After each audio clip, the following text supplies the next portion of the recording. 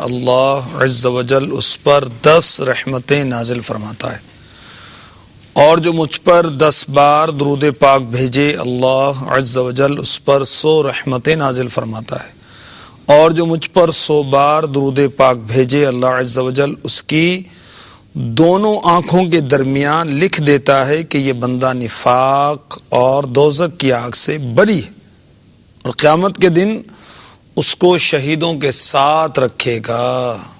کتنا خوش نصیب ہے وہ بندہ جو اپنے نبی صلی اللہ علیہ وسلم پر درود پڑھتا ہے۔ ایک بار درود پڑھتا ہے 10 رحمتیں نازل ہوتی ہیں، 10 بار پڑھتا ہے اللہ تعالیٰ اس پر 100 رحمتیں نازل فرماتا ہے، اور اگر بندہ امتی 100 بار پڑھے تو اس کی دونوں آنکھوں کی پیشانی، اس کی پیشانی پر دونوں آنکھوں کے درمیان لکھ دیا جاتا ہے کہ بندہ منافقت اور جہنم کی آگ سے بری ہے، اور قیامت کے روز اسے شہیدوں کے ساتھ رکھا جائے گا۔ سبحان اللہ۔ ہے سب دعاؤں سے بڑھ کر دعا درود و سلام کے دفع کرتا ہے ہر ایک بلا، درود و سلام۔ صلو علی الحبیب صلی اللہ تعالی علی محمد وعلی آلہ وصحبہ وبارک وسلم۔ اچھی نیتوں کے ساتھ اس سلسلے میں اول تاخیر شرکت کیجیے، جس قدر توجہ بڑھائیں گے انشاءاللہ سیکھنا زیادہ نصیب ہوگا۔ یہ سلسلہ باطنی امراض کی معلومات کے تعلق سے ہے، اور اس کے معالجات، اس کے علاج کے تعلق سے۔ ہمارا جسم بیمار ہوتا ہے تو ہمیں بڑی تشویش ہوتی، مگر روحانی مرض لاحق ہو تو پرواہ نہیں ہوتی، فکر ہی نہیں ہوتی، پتہ ہی نہیں ہوتا۔ ظاہر اگر بیمار ہو جائے تو کس قدر ٹینشن ہوتی، اور اگر باطن کہ ہم مریض بن جائیں، مثلا حسد ہو جائے، تکبر ہو جائے، ریاکاری کی بیماری آ جائے تو کوئی پریشانی نہیں ہے۔ تو آج میں کچھ تکبر کے تعلق سے عرض کروں گا، اور یاد رکھیے تکبر کا علم سیکھنا فرض ہے، فرض ہے۔ اعلیٰ حضرت نے فتاوی رضویہ شریف میں یہی کچھ لکھا ہے کہ تکبر کا علم حاصل کرنا فرض ہے۔ سب سے پہلے تکبر کس نے کیا؟ شیطان نے۔ آئیے سنیے اور عبرت حاصل کیجیے۔ انشاءاللہ میں تکبر کی تعریف بھی عرض کروں گا، تکبر کے نقصانات بھی عرض کروں گا، تکبر کا علاج بھی عرض کروں گا۔ یہ سلسلہ بالخصوص جامعۃ المدینہ للبنات کے لیے ہوتا ہے، اور مدنی چینل کی ناظرات کے لیے بھی، ناظرین کے لیے بھی ہے۔ تو بڑی توجہ کے ساتھ سنیے اور خوب علم حاصل کیجئے، سیکھیے، عبرت حاصل کیجئے۔ اللہ تبارک و تعالیٰ نے حضرت سیدنا آدم صفی اللہ علی نبینا علیہ الصلاۃ والسلام کو پیدا فرمایا تو سارے فرشتوں کو اور ابلیس کو یعنی شیطان کو حکم دیا کہ آدم علیہ السلام کو سجدہ کریں۔ تمام فرشتوں نے اللہ تبارک و تعالیٰ کے حکم کی تعمیل کی، اور حضرت سیدنا ابو البشر آدم صفی اللہ علی نبینا علیہ الصلاۃ والسلام کو سجدہ کیا۔ سب سے پہلے سجدہ کس نے کیا؟ سید الملائکہ نے، یعنی فرشتوں کے آقا سیدنا جبریل امی علیہ السلام نے۔ اس کے بعد حضرت سیدنا میکائیل علیہ السلام نے، پھر حضرت سیدنا اسرافیل علیہ السلام نے، پھر حضرت سیدنا عزرائیل علیہ السلام نے، پھر دیگر جو اللہ تعالیٰ کا قرب حاصل کرنے والے فرشتے تھے انہوں نے حضرت آدم علیہ السلام کو سجدہ کیا۔ یہ سجدہ کب سے کب تک تھا؟ یہ جمعے کا دن تھا، اور وقت زوال سے یعنی ظہر کا وقت شروع ہونے سے عصر تک یہ سجدہ کیا گیا۔ ایک محروم رہا سجدے سے، وہ کون تھا؟ ابلیس۔ اس نے تکبر کیا اور کافروں میں سے ہو گیا۔ پارہ 1 سورہ بقرہ کی آیت نمبر 34 میں اس کا بیان ہے۔ ابا واستکبر وکان من الکافرین۔ اس نے تکبر کیا اور کافروں میں سے ہو گیا۔ جب رب عز و جل نے ابلیس سے اس کے انکار کا سبب پوچھا تو اکڑنے لگا، کہنے لگا انا خیر منہ خلقتنی من نار وخلقتہ من طین. ترجمہ کنز الایمان، میں اس سے بہتر ہوں کہ تو نے مجھے آگ سے بنایا اور اسے مٹی سے پیدا کیا. ابلیس کی مراد یہ تھی کہ آدم علیہ السلام آگ سے پیدا کیے جاتے میرے برابر بھی ہوتے، جب بھی انہیں سجدہ نہ کرتا چہ جائے کہ میں بہتر ہوں، ان کو سجدہ کرو. معاذ اللہ، اس بدبخت کا یہ خیال تھا. جب ابلیس نے، شیطان نے سرکشی کی، نافرمانی کی، اللہ تعالیٰ کا حکم نہیں مانا، حضرت آدم صفی اللہ علی نبی جنا علیہ الصلاۃ والسلام کو سجدہ نہیں کیا، اس کی حسین صورت ختم ہو گئی، بد شکل ہو گیا، اس کا منہ کالا ہو گیا اور اس کی نورانیت چھین لی گئی. اللہ تعالیٰ نے ابلیس کو اپنی بارگاہ سے دھتکار دیا. پارہ 23 سورہ صاد میں اس کا بیان ہے، آیت نمبر 77 اور پھر 78 میں. فَاخْرُجْ مِنْهَا فَإِنَّكَ رَجِيمٌ وَإِنَّ عَلَيْكَ لَعْنَتِي إِلَى يَوْمِ الدِّينِ. ترجمہ کنز الایمان، تو جنت سے نکل جا کہ تو روندہ، یعنی لعنت کیا گیا، اور بے شک تجھ پر میری لعنت ہے قیامت تک. تو تکبر نے ابلیس کو، شیطان کو برباد کر دیا، اس کا ایمان برباد ہو گیا. پہلے اس کا نام تھا عزازیل. عزازیل، عین زے الف زے یہ لام، عزازیل. شروع میں سرکش نہیں تھا، نافرمان نہیں تھا، ہزاروں سال عبادت کی، کہا جاتا ہے 80,000 سال، ایک روایت میں 1,00,000 سال اس نے عبادت کی، اور خازن جنت، جنت کا خزانچی. مگر یاد رکھیے یہ فرشتہ نہیں تھا، یہ جن تھا، جن. عبادت، ریاضت اور علمیت، یہ علامہ تھا، بہت بڑا عالم تھا، مگر بدبخت تھا کہ اللہ تعالیٰ کا حکم نہیں مانا، تکبر کیا. تو بہرحال یہ اپنی عبادت کی وجہ سے، ریاضت کی وجہ سے، علمیت کی وجہ سے معلم الملکوت، یعنی فرشتوں کا استاد، فرشتوں کا ٹیچر بن گیا تھا. اور اس قدر اس کو قرب تھا کہ اللہ کی بارگاہ میں فرشتوں کے ساتھ یہ بھی حاضر ہوا کرتا تھا. مگر ابا واستکبر وکان من الکافرین، اس کو تکبر نے برباد کر دیا، کہیں کا نہیں چھوڑا، اور اس کی ہزاروں سال کی عبادت پامال ہو گئی، ذلت، رسوائی مقدر بن گئی، ہمیشہ کے لیے لعنت کا طوق گلے میں پڑا، اور وہ جہنم کے ہمیشہ ہمیشہ کے عذاب کا مستحق ٹھہرا. اللہ کی پناہ، اللہ کی پناہ. تو تکبر نے شیطان کا بیڑا غرق کر دیا. جامعۃ المدینہ کی طالبات، معلمات، ناظمات، مدنی چینل کی ناظرات اور ناظرین، تکبر کیا ہے سنیے. اللہ تبارک و تعالی ہمیں تکبر سے چھٹکارا عطا فرمائے، اگر تکبر ہے، اور اگر نہیں ہے تو اللہ بچائے. تکبر کیا ہے؟ خود کو افضل سمجھنا، دوسروں کو حقیر جاننا. ہمارے آقا دو عالم کے داتا، میٹھے میٹھے مصطفیٰ، حبیب کبریا، سید الانبیاء صلی اللہ علیہ وآلہ وسلم نے ارشاد فرمایا، الکبر باطر الحق وغمط الناس. تکبر حق کی مخالفت کا نام ہے. تکبر لوگوں کو حقیر جاننے کا نام ہے. یہ صحیح مسلم شریف کی حدیث ہے، اور حدیث نمبر ہے 91 یعنی 91. تو تکبر کیا ہے؟ خود کو افضل سمجھنا، دوسروں کو حقیر سمجھنا، حق بات کی مخالفت کرنا. اور جس کے دل میں تکبر پایا جائے اس کو متکبر کہا جاتا ہے. تکبر کے نقصانات کیا ہیں؟ کچھ سنیں تاکہ ہمیں عبرت حاصل ہو.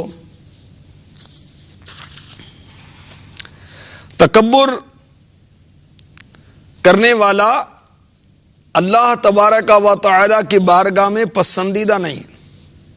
کیونکہ تکبر پسندیدہ نہیں ہے، تو تکبر کرنے والا بھی رب کی بارگاہ میں پسندیدہ نہیں۔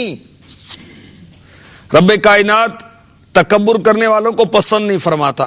سورہ نحل میں ارشاد ہوتا ہے اِنَّهُ لَا يُحِبُّ الْمُسْتَكْبِرِينَ،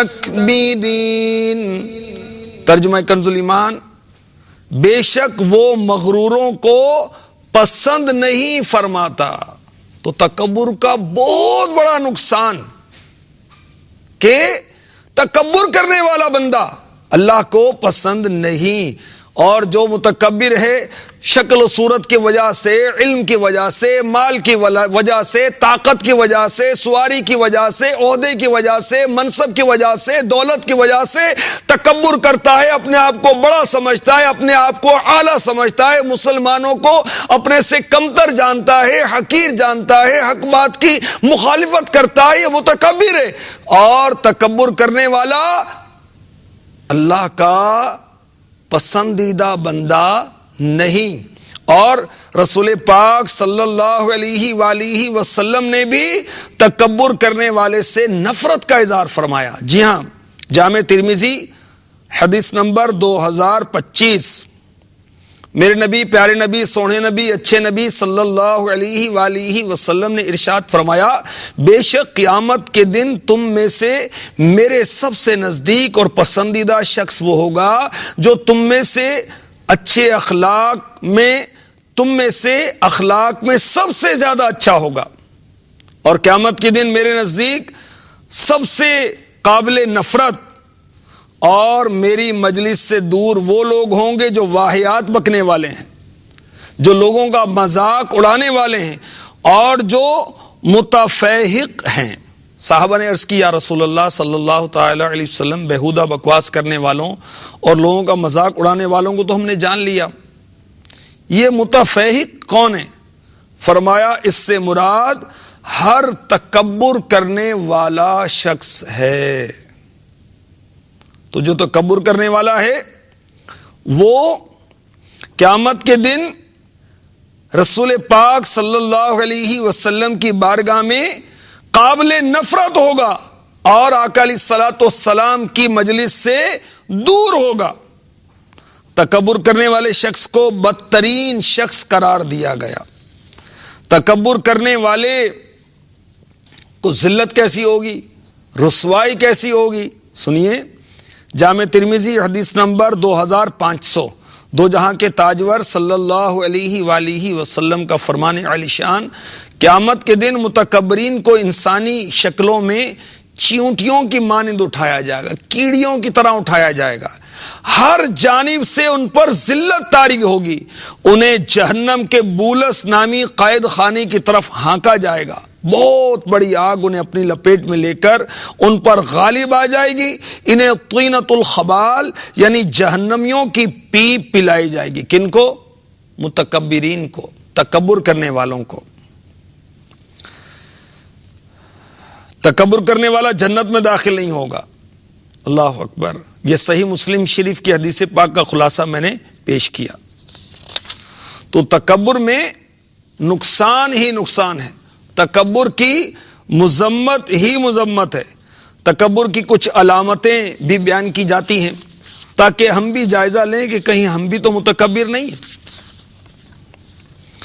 تکبر کی ایک علامت یہ بیان کی گئی کہ مریضوں، معذوروں، غریبوں کو حقیر جانتے ہوئے اس کے پاس بیٹھنے سے اجتناب کرنا۔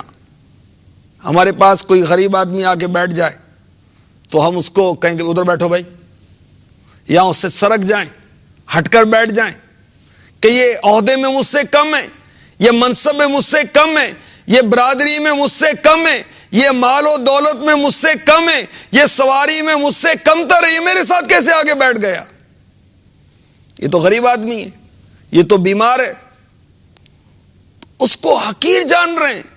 تو یہ ایک علامت ہے تکبر کی۔ تو ایسا شخص متکبر ہے، تکبر کرنے والا ہے۔ معذور آدمی ہے، کسی کا ہاتھ بیچارے کا ٹوٹا ہوا ہے تو اللہ کی تقسیم ہے، کوئی نابینا ہے ہم اس کو حقیر سمجھیں، کسی کی ٹانگ ٹوٹ گئی ہے یا کوئی بیساکھی پہ چلتا ہے اس کو ہم حقیر جانیں، اور طالبات غور کریں جن کے لیے خاص یہ سلسلہ رکھا گیا ہے کہ اگر ان کے ساتھ کوئی ایسی طالبہ بیٹھتی ہے جو کہ غریب گھرانے کی ہے تو آپ پسند کریں کہ نہیں میں مالدار کے ساتھ بیٹھوں گی، تو یہ علامت اچھی نہیں ہے۔ اسی طرح کسی کو حقیر جانتے ہوئے سلام میں پہل نہ کرنا، بلکہ دوسروں سے توقع رکھنا کہ مجھے کوئی سلام کرے، تو یاد رکھیے یہ بھی تکبر کی علامت ہے۔ ایک علامت یہ بھی ہے کہ کسی سے ہاتھ ملانے کو پسند نہ کرنا، اور اگر ہاتھ ملانا بھی پڑے تو بڑی بے دلی کے ساتھ، ناگواری کے ساتھ، یہ بھی تکبر کی علامت ہے۔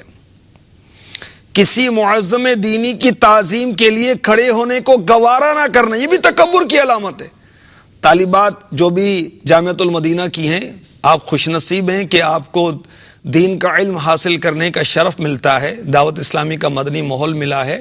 8 مدنی کام کیجئے اور اپنی جو باجی ہیں ان کا احترام کیجئے، ان کے آنے پر کھڑی ہوں، بلکہ والدہ آئے ان کے آنے پر بھی کھڑا ہونا چاہیے، والد آئیں تو ان کے آنے پر بھی کھڑا ہونا چاہیے۔ یہ بھی ایک آنر دینے کا، ایک تعظیم دینے کا ایک انداز ہے۔ تکبر کی ایک علامت یہ بھی بیان کی گئی، لباس میں امتیاز چاہنا، اٹھنے بیٹھنے اور گفتگو میں امتیاز چاہنا، تاکہ بتایا جائے کہ میں بلند ہوں، میں سپیریئر ہوں، اس کو نیچا دکھانا، یہ بھی تکبر کی علامت ہے۔ اپنی غلطی ہوتے ہوئے، قصور ہوتے ہوئے غلطی تسلیم نہ کرنا، یہ بھی تکبر کی علامت ہے۔ معافی مانگنے کے لیے، سوری کرنے کے لیے تیار نہ ہونا، یہ بھی تکبر کی علامت ہے، حالانکہ غلطی ہے۔ کسی کی نصیحت کو قبول نہ کرنا، یہ بھی تکبر کی علامت ہے۔ مشورہ قبول کرنے میں ذلت محسوس کرنا، انسلٹ محسوس کرنا، یہ بھی تکبر کی علامت ہے۔ کسی نے کوئی نصیحت دی، مشورہ دیا، حالانکہ وہ معقول ہے، پھر بھی قبول نہ کرے، آپے سے باہر ہو جائے، یہ بھی تکبر کی علامت ہے۔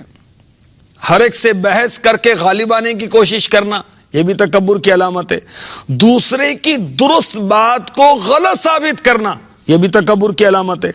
اپنی غلط بات کو بھی بہتر تصور کرنا، یہ بھی تکبر کی علامت ہے۔ ساتھ ہی ساتھ محاسبہ بھی کرتے جائیے کہ کہیں میں بھی تو ایسا نہیں، کہیں میں تو ایسی نہیں۔ ناظرات بھی غور کریں، مدنی چینل کی ناظرات اور جامعۃ المدینہ کی طالبات اور معلمات، ناظمات، یہ بھی غور کریں، اور اسلامی بھائی جو سن رہے ہوں وہ بھی غور کریں۔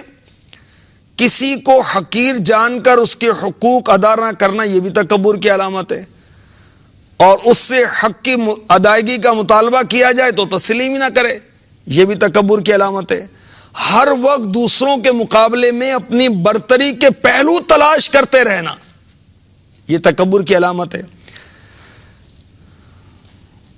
کم قیمت لباس پہننے میں عار محسوس کرنا، شرم محسوس کرنا، لوگ کیا کہیں گے۔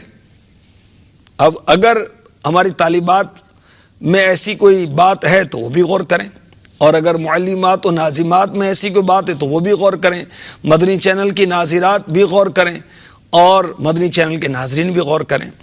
کہیں ایسا تو نہیں کہ کم قیمت لباس پہننے میں شرم محسوس کرتے ہیں کہ لوگ کیا کہیں گے۔ اللہ اکبر۔ امیروں کی دعوت بڑے اہتمام سے شرکت کرنا اور غریبوں کی دعوت کو رد کر دینا، یاد رکھیے اسے بھی تکبر کی علامات میں سے گنا گیا ہے۔ تکبر کے اسباب کیا ہیں، اس کا علاج کیا ہے؟ اب بیان تو بہت ہے، یہ مدنی پھول تو بہت ہیں، مگر ٹائم جو ہے بس وہ یوں ہی ختم ہو جاتا ہے۔ ابھی تھوڑا سا ٹائم رہ گیا ہے، بہرحال میں عرض کرنے کی کوشش کرتا ہوں۔ اب جو بھی مرض ہوتا ہے نا، اس کے اسباب تلاش کیے جاتے ہیں۔ تکبر دل میں اس وقت پیدا ہوتا ہے جب آدمی اپنے آپ کو بڑا سمجھتا ہے، اور جو اپنے اندر کوئی کمال کی بو پاتا ہے، وہ دینی کمال ہے یا دنیاوی کمال ہے، تو وہ تکبر کا شکار ہو جاتا ہے یا ہو سکتا ہے۔ علم جو ہے تکبر کا سبب بنتا ہے، عبادت بھی تکبر کا سبب بن سکتی ہے، مال و دولت بھی تکبر کا سبب بنتا ہے، حسب نسب، اپنے نسب کو اعلیٰ جاننا، یہ بھی تکبر کا سبب بنتا ہے، عہدہ و منصب، بڑا پن، یہ بھی تکبر کا سبب بنتا ہے. انسان کو مسلسل جب کامیابیاں حاصل ہوتی ہیں تو یہ چیز بھی اسے تکبر کی طرف لے جاتی ہے. حسن و جمال، ڈیل ڈول اور رنگت دوسرے سے بہتر ہے تو یہ بھی تکبر کا باعث بنتا ہے. طاقت اور قوت یہ بھی تکبر کا باعث بنتا ہے. تو اگر علم کی وجہ سے تکبر آتا ہے تو غور کریں. امیر علیہ سنت نے نصیحت کی، علم پر آنے لگے تجھ کو تکبر بھائی گر، درس حاصل بد نصیب ابن سقا جیسوں سے کر. اس کے پاس بھی بڑا علم تھا مگر برباد ہو گیا، تباہ ہو گیا، اس کا خاتمہ اچھا نہیں ہوا. اور ابھی ہم نے شیطان کا تو سنا، معلم الملکوت تھا، فرشتوں کا استاذ تھا، مگر تکبر کی وجہ سے جہنم کا حقدار ٹھہرا.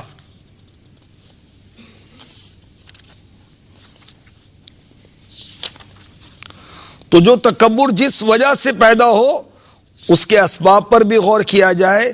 جب اسباب پر غور کریں گے تو انشاءاللہ عز و جل اس کے علاج کی طرف بھی آئیں گے. عبادت و ریاضت سے تکبر پیدا ہوتا ہے کہ میں بہت نوافل پڑھتا ہوں، میں اشراق، چاشت، اوابین، نفلی روزے، تلاوت، ذکر اذکار اور طالبات کے لحاظ سے کہ میں تو جلدی سبق سنا دیتی ہوں، میں تو باجی کا دیا ہوا سارے کام کرتی ہوں، اس سے تکبر پیدا ہوتا ہے.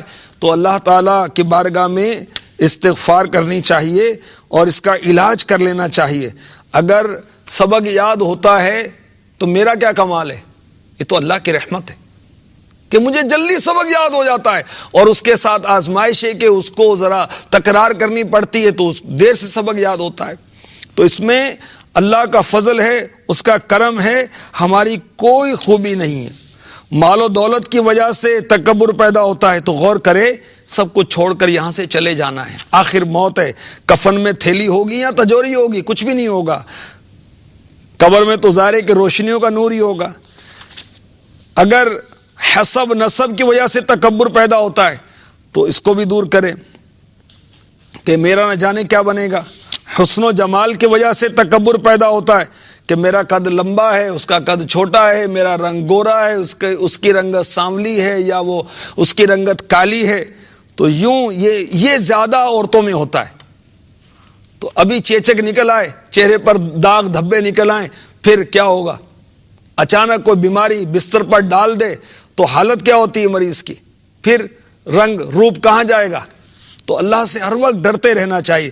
بہرحال جس وجہ سے تکبر پیدا ہو اس کا رد کیا جائے. اللہ تبارک و تعالیٰ نے کامیابیاں دی، مسلسل کامیابی ہو رہی ہے، پڑھائی کے اندر یا پڑھانے کے اندر یا پڑھنے کے اندر کامیابی ہو رہی ہے. تو یہ اللہ کا فضل ہے، تکبر نہ کریں، اس کا شکر ادا کریں. حقیقی کامیابی ابھی باقی ہے. وہ حقیقی کامیابی کیا ہے؟ حقیقی کامیابی یہ ہے کہ ہم جنت میں داخل کر دیے جائیں.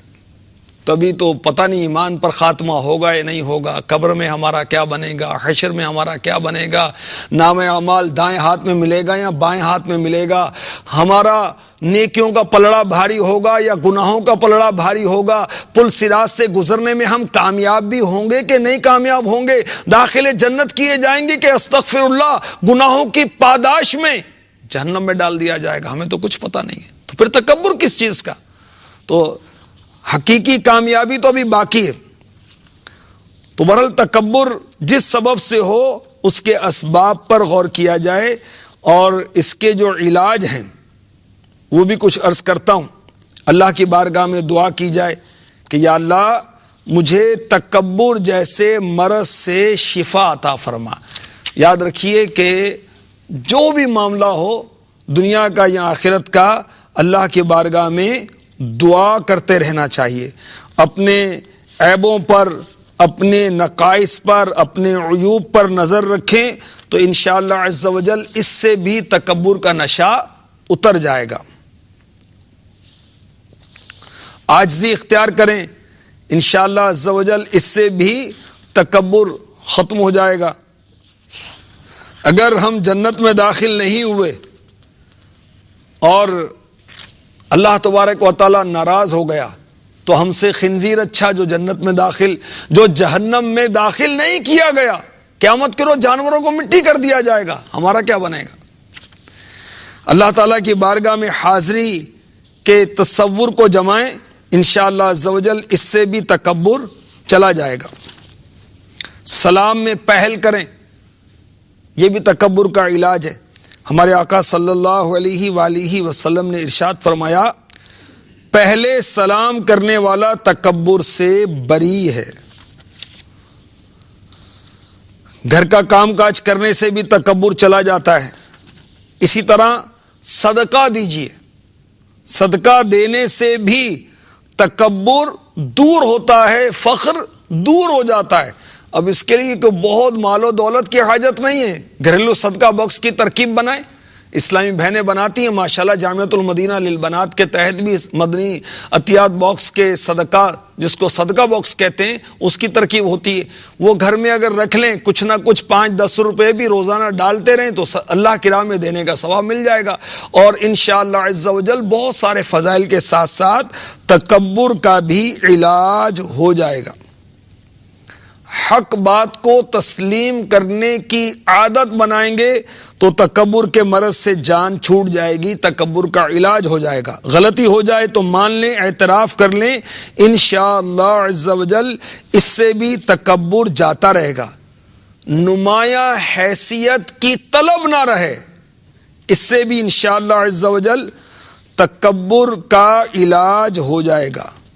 گھر کے چھوٹے موٹے کام کریں، یہ پہلے عرض کیا، اس سے بھی تکبر کا علاج ہو جائے گا۔ غریبوں کی دعوت بھی قبول کی جائے، غریبوں سے میل جول رکھی جائے، اس سے بھی تکبر دور ہوگا، تکبر کا علاج ہو جائے گا۔ لباس میں سادگی اختیار کرنے سے بھی تکبر کا علاج ہوتا ہے، اور جو دعوت اسلامی والا ہوگا انشاءاللہ وہ اچھے مدنی ماحول کے برکت سے تکبر سے آشنا بھی ہوگا، تکبر کی تعریف بھی پتہ چلے گی، اور تکبر کے امراض کا علاج بھی اس کو پتہ چلتا جائے گا، اللہ کی رحمت سے اس کو شفا بھی مل جائے گی۔ اچھا مدنی ماحول اپنا لیا جائے، اور طالبات، معلمات، ناظمات، 8 مدنی کام جو اسلامی بہنوں میں ہوتے ہیں، شریعت کے دائرے میں رہ کر، پردے میں رہ کر ہوتے ہیں، وہ کام کریں، اس سے بھی تکبر کا علاج ہوتا رہے گا۔ اور یاد رکھیے، جب بھی دل میں تکبر پیدا ہو، بڑاپن پیدا ہو، تو اعوذ باللہ من الشیطان الرجیم ایک بار پڑھ کے الٹے کندھے کی طرف 3 بار تھتکاریں۔ اس طرح کرنا ہے، تھوکنا نہیں ہے، تھتکارنا ہے، تھوکنے کا انداز اختیار کرنا ہے۔ روزانہ 10 بار اعوذ باللہ من الشیطان الرجیم یہ پڑھیں گے تو شیطان سے حفاظت ہوگی، اور اللہ تعالیٰ ایک فرشتہ مقرر فرما دے گا۔ نماز فجر کے بعد سورہ اخلاص 11 بار پڑھ لیں گے، یعنی صبح پڑھ لیں کسی وقت بھی، تو شیطان لشکر سمیت بھی آئے گا تو گناہ نہیں کرا سکے گا۔ سورہ ناس، قل اعوذ برب الناس وغیرہ پڑھیں، اس سے بھی تکبر کا علاج ہو جائے گا۔ اور بھی علاج ہے، یہ رسالہ پڑھ لیں، تکبر نامی رسالہ مکتبۃ المدینہ سے لے کر یہ پڑھ لیں، اور یہ دعوت اسلامی کی ویب سائٹ پر بھی موجود ہے، وہاں سے ڈاؤن لوڈ کر لیں، ریڈ کریں فری آف کاسٹ، اور مکتبۃ المدینہ آپ کے شہر میں موجود ہے، وہاں سے حاصل کر لیں انشاءاللہ عز و جل۔ جب معلومات ہوگی، بہت پیارا رسالہ ہے، بہت پیارا رسالہ ہے، اس میں فرض علم ہے، کیونکہ تکبر کا علم حاصل کرنا فرض ہے۔ اللہ تبارک و تعالی ہمیں تکبر سمیت باطنی امراض سے بچائے اور ہمیں نیک بندہ بنا دے، آمین آمین، بجاہ النبی الامین صلی اللہ تعالی علیہ وسلم۔